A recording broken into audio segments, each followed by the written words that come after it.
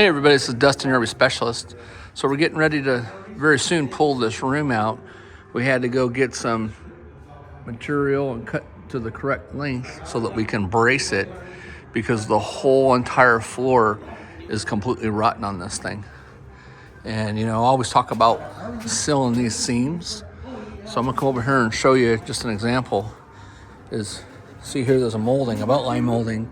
We're always talking about silicone in those and making sure that they're sealed. A lot of times the manufacturers don't put anything behind this area. So when the sealant separates, water will allow to come past in. And this is what we call the flange. So this is basically a T.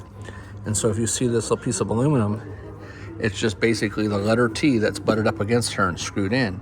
Well, that's the same way that this piece was down here, is there was a T, that was basically capturing all this.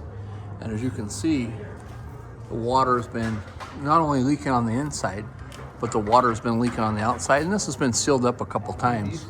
But look how bad all that dry rot is.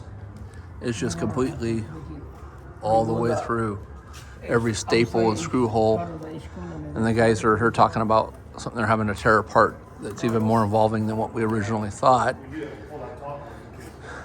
So they're having to take this side trim that's all the way from top to bottom and across the whole thing, like an extra casing that wraps around the whole room. It has to completely come off in order to get the slide out and in order to get the Schwinn out. So, but all right, we'll stay tuned for more.